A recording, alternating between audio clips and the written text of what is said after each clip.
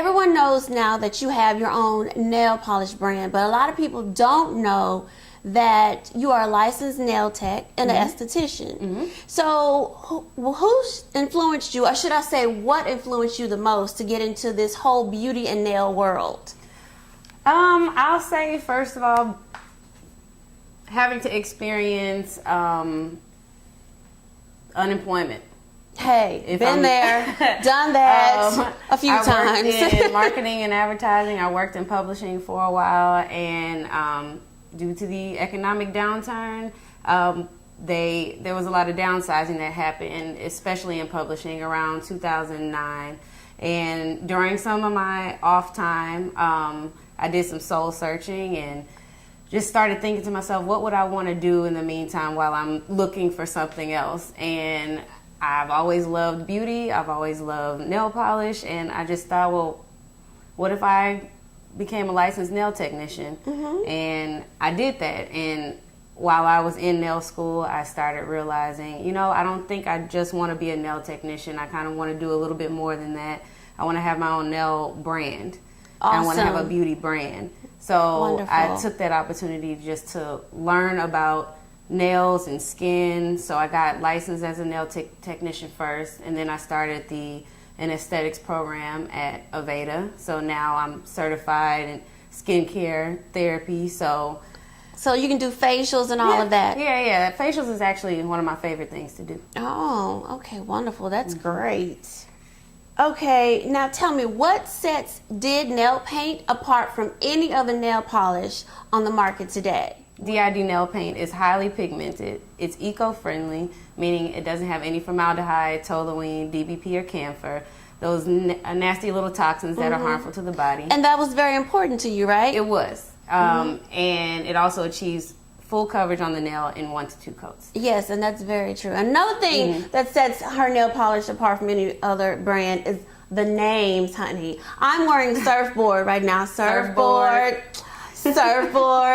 So, and also another cute name is Happy and Sweet Potato Pie. Sweet potato pie. Yeah. And then one that's really close to you is Billie Jean's. Yes. So that's one of my favorites. Yes. Because that is also goes of the proceeds. Some of the proceeds from the sales goes to a nonprofit. Is that correct? Yes. So now tell us about Denim Day, right? Yes, Denim Day. Tell us what is Denim Day, and tell us why you got involved with it. Okay, so Denim Day is a campaign, a sexual assault violence campaign that is part of a nonprofit organization called Peace Over Violence. And what they do is they provide counseling and legal services and just education for victims, or survivors rather, of sexually violent crimes. Yes. And so my color, Billie's Jeans, I wanted to make sure that it supported something that I believe in, and I believe in making people aware of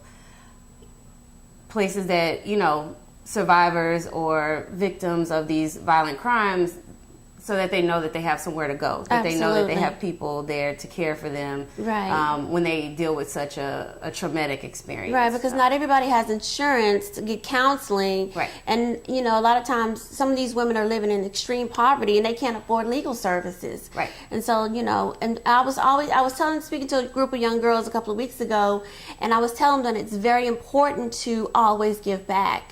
No matter where you're at in your business, to give back, because you cannot be successful unless you continue to give back. True. Yeah.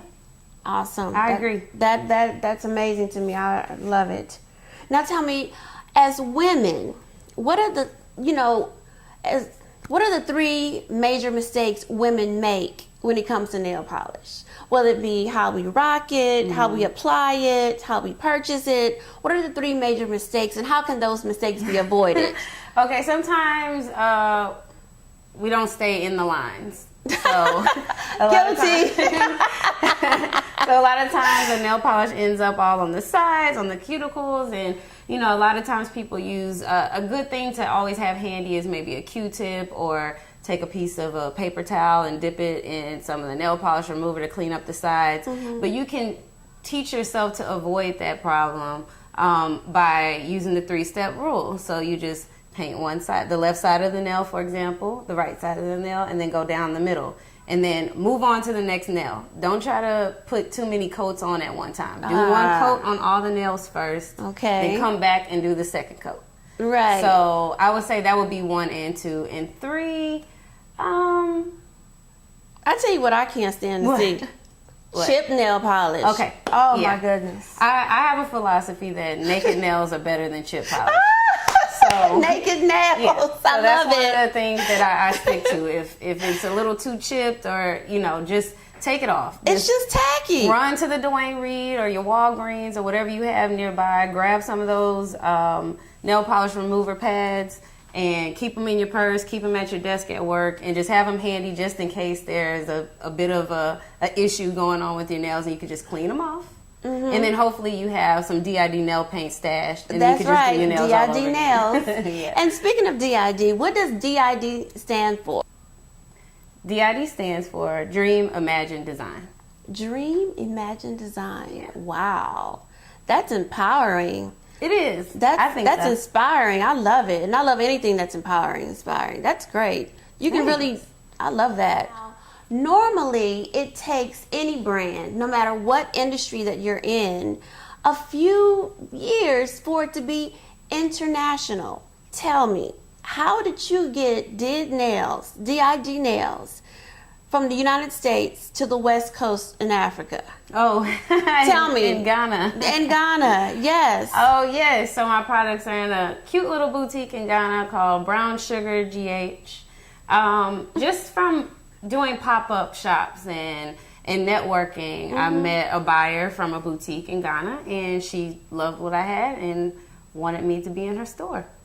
Wow. And the rest is history. Now I'm international. That's right, honey. You are international. Talk about a real gold digger here.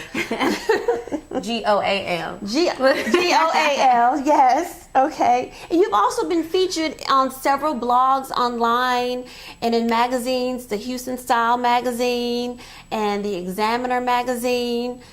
Tell me, what would be like your dream feature? Oh, Vogue, Elle. Yes. Vogue and Elle magazine. Yeah, I want to be W. I'm trying to. Well, at the rate you're going, go all honey. the way to the top. Yes, at the rate you're going, you're going to be there pretty soon. I mean, international in 3 years. That's amazing. Who does that? Ghana, of all places. Of all places. Yeah. But who does that? Gold diggers. That's what we do. Now, Danielle, the Ad Color Awards. Yes. They recognize minorities in advertising and marketing. Okay, and you recently won the Rising Star Award for 2014 in Los Angeles. Yes, I did. Now, tell us about that experience. Tell us how it happened. Girl, were you up there clutching your pearls? Were you clutching your pearls when you gave your speech? So first of all, Ad Color is an amazing organization, and the whole experience, so the actual Ad Color Awards took place at the end of a week of different workshops. They have a conference, and it was so amazing, first of all, to see so many people of color and to see so many women in one room who work in advertising, because when you're on your day-to-day, when you're in your agencies, you don't see that. For my agency, I am the only black account person. You know, so things like that you don't see. So when you're in a room full of people, it's just like, oh my gosh, like there is a lot of us. And the conversations that we were having, the topics that the panelists were discussing were just all things that I could relate to. So it was definitely a wonderful networking opportunity. Let's have that be put out there. Yes. And the actual awards itself, the way the process works is it's open to all agencies, so globally, nationally, and people get submitted for different categories. So my agency submitted me for the Rising Star Award. So that alone, I felt like I won. I was like, I've been here for 3 years, and for them to even recognize me on this level and to submit me, that means a lot. Black in the office? Yes, I was just not in the office. Let me correct that, but not like in the office. just on the account that I work on, I am the only black account person. Okay. But so even that, but just to be recognized was amazing. So I get to Los Angeles, and let's just say there were 700 people in my category, and they dropped it down to 3 nominees, and the 2 other girls were so amazing, and I was just like, oh, I'm not going to win. Like, you know, thank you. I've already won. You know, I'm nominated. I get to be around these people. But I did not anticipate winning. And when they called my name, it was literally one of those like, oh, okay, well, I guess I got to get up now. Like, where do I walk? And if you see the video, it's like you hear the music and like it takes me a while to get to the stage because the only thing in my head was like, don't fall, don't fall, don't fall. But it was great. I walked on the stage where they had the Golden Globes and, you know, gave the speech. And it was just really, really, really, it was motivating. You know, it kind of gave me that feel like, okay, you're on the right path. You're doing something great. You know, your peers are recognizing you at this level. So it just makes me feel like, okay, now I have to live up to that title. So if they're calling me a rising star, if they believe in me as a rising star, like I have no choice but to rise, right? That's right. So Rise I think that's where I am now. And, you know, bringing other people up with me, because like you said, the only way that you can get far is if you bring people with you. So, yeah, but definitely thank you to Add Color. It was such an awesome experience. Now, I was reading your bio, and before you even got into advertising and marketing, you were you were working at a nonprofit, and you're constantly volunteering for different organizations. Tell me, why is it so important to you to give back and to reach back to help someone else? I think for me, I feel like that's my duty, that's my responsibility. I feel like none of us got to where we are on our own. No. And in order for any of us to get to that next step, some of us might think we got it all together and we can blaze our own paths, and that's not the case. You're always going to need someone that's going to help you get to that next level. And I just feel like as human beings, that's our nature. We're supposed to be loving. We're supposed to help each other. We're supposed to be a community. We're supposed to be a unit. And I feel like instead of sitting back and saying, you know, what if, or people should do this, if I can do something, I'm going to do it. I may not be able to offer you a lot, but whatever I have that I can give, I'm going to give it to you. And it's just in the hopes that, okay, if I pay it forward, maybe it'll start a trend, and this person that I helped pays it forward to help somebody else. So, you know, it's kind of like, let's make giving back and community sexy. Like, let's make it a thing. Like, you know, everything else is cool. Let's make this something that people want to catch on to and follow. So yeah, I think it's super important. So you refuse to be like Pastor Mike says, an armchair activist. Yes. There's no armchair activists over here. No armchair. By the way, we go to the same church. You know, Pastor Mike, FCBC, Harlem. Come there 9:30, 11:30. 1 Corinthians Baptist Church. We love you. Yes. Our shameless plug, but we love the Lord. Yes, we love the Lord. All right, sorry, we back. So Danielle, now let's get to the Star Boutique. Yes, tell everyone out there exactly what is the Star Boutique, and just tell us what it's all about. Okay, because I love it. So the Star Boutique is my baby, and I'm glad you love it. But the Star Boutique is basically a charity-driven pop-up shop. So what we do is we cater to teenage girls living in the shelters in New York, so age 13 to 18. We invite them to come out. We set up different spaces, and we turn it into what you would imagine to be a high-end boutique. So the clothes that we get, the shoes that we get, the accessories, everything is all donated. But we have these girls come in, you know, to shop. We don't charge them for anything, but they get to try on clothes. They get their hair done, makeup done, nails done.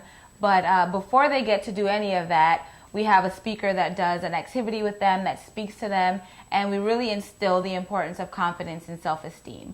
So before they get to see the physical things and do the physical things and change the physical, we make sure that inside feels right. Because if they're not right on the inside, then everything that we do for the rest of the day is irrelevant. So we get their mind right, and then they can get glammed up. But we've been in about 1.5 years now. Last February is when we started.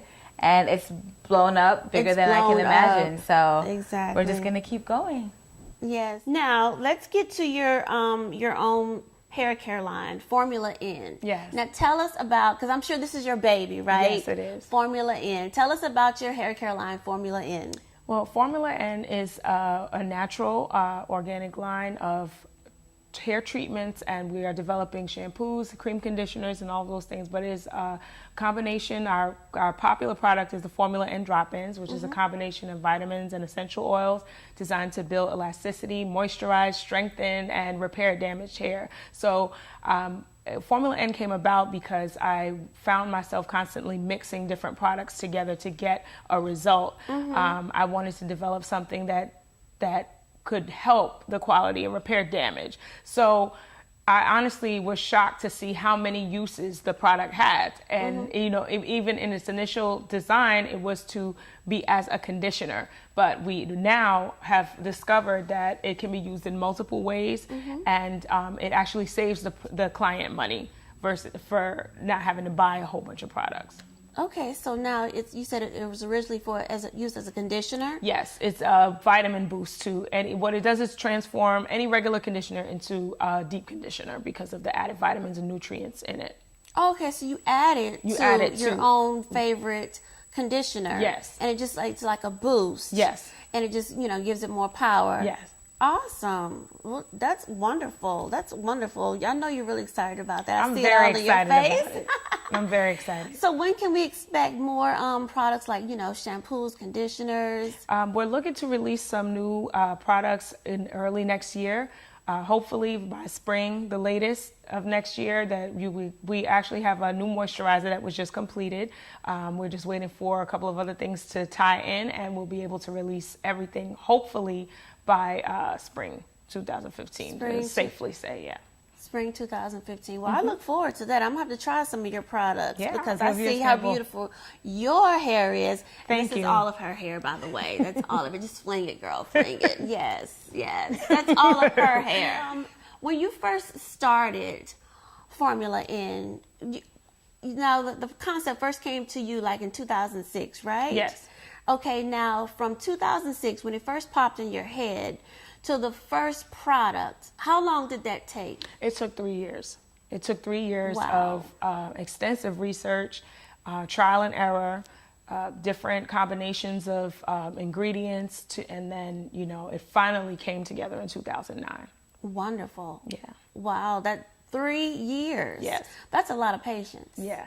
That's a lot of patience. So you hear that out there, gold diggers? You have to have patience. When you're on that road to success, it's not going to happen overnight. You see, it took her 3 years to develop this one product, but look at where she's at today. She has celebrity clients, and she's doing her thing and got more products coming out soon. Now, what were some of the mistakes that you made whenever you were developing Formula N, and what did you learn from them? I learned one of the things that you just expressed was patience. I mean, in the actually formulating it and sending it off to the lab, it could become an expensive process. So with that, you know, it was just a matter of just trying it on different types of hair, and learning what ingredients to remove and what to add, and you know, it's been a journey.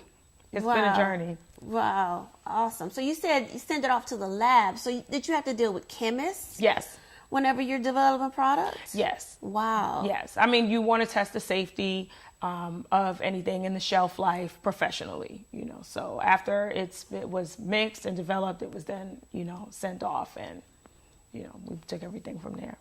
Wow. So this is not just no fly-by-night line you've got here. No, this is the real thing. She's dealing with chemists here. And one last thing about the book, you talked about sister swans. And I loved how you described the sister swans in the book so graciously, you know, floating across the pond. Just so beautiful. I mean, I felt beautiful reading it, you know. Because you are Sister Swans, so you were like, yes, she's talking about me. So the Sister Swans idea really came from just noticing how swans are when you see them on the water, right? They're gliding effortlessly. It doesn't look like any work is being put in. But then when you go beneath the surface of the water, you can see how furiously those webbed feet are moving, and they're moving so fast and with so much determination and so much precision to get them to where they want to go. And I feel like a lot of the time women make it look easy, but it belies the level of tremendous effort, stress, and strain that they may be enduring to put forth that image. And what I was saying to them was, pat yourself on the back for being that person, but also give yourself the opportunity to self-care at the same time. Like, take care of yourself, recharge when you need to, and recognize that you're not the only one experiencing that, you know, feeling like you have to kind of keep up an appearance or make it look easy, because in the end, that usually backfires on us in terms of our health, our state of mind, you know, a feeling of something's getting left behind, whether it's creating a family or having a partner, you know, and a lot of us end up married to our careers and looking back and going, well, this wasn't exactly what I had in mind, or, you know, the career gets pulled out from under them because of market forces or changes within the company or the field that they work in. And it's like, okay, I did all this for what? Now I have to reinvent myself. So Sister Swans make it look easy, but they put in the work and they're to be acknowledged. And that was, you know, my goal with Put Your Dreams First, was to give voice to all of those women who, to me, all of them were Sister Swans, all 90-some odd women that I interviewed in the book, you know. Right, awesome. So it's definitely important to you as an entertainment vet to nurture the newbies, or entertainment virgins is what you call them, into Sister Swans, right? Yes, yes. You're taking me back. I mean, it's been a while since I really talked in depth about the book, but yes. When I saw entertainment virgins, I was like, yes, that's something I would say. I loved it. Oh, thanks. Well, yes, I really feel like we are only as good as the pipeline that we keep full of powerful, driven women of integrity who come into our business. You know, we have to fill that pipeline with women like that, women of character, women who want to create and leave a legacy within our business. And the generations before us have given us so many great role models, not just as artists, but also as entrepreneurs, as producers, as content creators.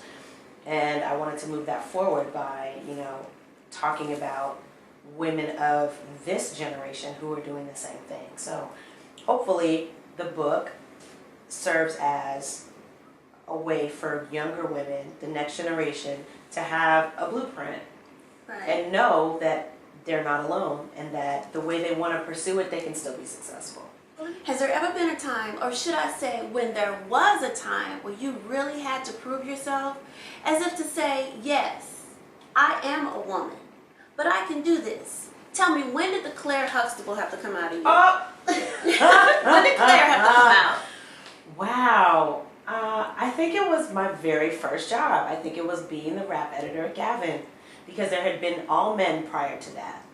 And I was the youngest editor, the first African American, and the first woman rap editor of Gavin.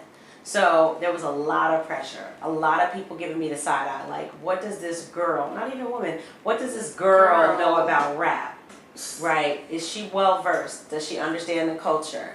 You know, how connected is she? Because I was kind of like, boom, out of nowhere, straight out of school, and I was on the West Coast. I hadn't come from a label or a publicist firm or anything like that. So nobody really knew how to read me. So they were all kind of like, let's see how long this lasts. Well, as it turned out, I ended up being there for almost 5 years. So, no, 5 years, 1993 to 1998, and that was really like a critical time for hip hop, because it had gone from being something that college stations really were dominating with, to crossing over to contemporary hit radio stations and having pop stations embrace rap. You know, that was around the time that Snoop Dogg blew up with 800,000 copies sold of Doggy Style, and then Bad Boy comes into prominence, and then you have the South coming in with Suave House Records, and Def Jam South got created out of that, you know, popularity of Southern music. Atlanta started to blow up. So all these things were happening in hip hop culture within that 5-year period. And I was there longer than any other editor combined. And so you just blew them out the Yeah. way. So it made them understand gender has no basis on whether or not they're qualified. Or That's age. right. That's right. That's right. As a matter of fact, yes. So in the past 2 to 3 years, you put out 2 independent films. You had a baby. Yeah. So what's next for Tambisa M. Shaka and your brands? What's next? Whew. Well, I just finished my first feature-length screenplay. It's called Islamic Speed Dating. It's a romantic comedy. Yes. That ought to be really fun. It's definitely different, and it's going to bring across a unique point of view in terms of how people of the Muslim faith pursue and find their partners and mates. So it's going to be a fun ride. And I have entered it into some screenplay contests, so we will see what happens on the festival circuit with that. The Divorce Counselor and First Kiss are still on Vimeo, so people can watch them. They only take up 10 minutes or 3 minutes or 13 minutes if you watch both of your time. So they're really great, you know, if you want to check them out. They're on vimeo.com/Tembisa. Easy to find, THEMBISA. And you know what's next for me is really just making that full-on transition. Like, I love just being creative, but I really want to produce for film on a full-time basis, and so that's the agenda now. I'm also working on a docuseries for television called Throwing Shade, House of New York. It is a show that brings together African American and Latino and Afro-Latino men who are in the ballroom scene here in New York. So it is an LGBT series, but I believe it is one that is going to expand the points of view that people have around African American men who, you know, participate in the ballroom scene and who may be LGBT. So it's really about telling great human stories, regardless of what the backgrounds are. And shout out to Will Robinson and Dre, who are the co-creators of Throwing Shade, for bringing me on to help them get that story out in a way that doesn't make gay people the butt of the joke or the token on the show, or have them going at each other's throats. It really is uplifting and competitive and exciting without disrespecting anyone. So Throwing Shade is in development. We are looking for a network partner. We are looking for sponsors, and very excited about that show as well. Well, thank you so much for coming to Gold Digger TV. We really do appreciate you coming in and sharing your story and inspiring young women and girls, you know, that you can be successful in this entertainment industry, you know, without laying on your back, and you can earn your stripes respectfully with integrity. Thank you so much. Thank you, Tina Lee Jones. It's always a pleasure to be with you. Yes. Hey, I'm Tembisa M. Shaka, and you are watching Gold Digger TV with the one, the only, Tina Lee Jones. Keep it right here.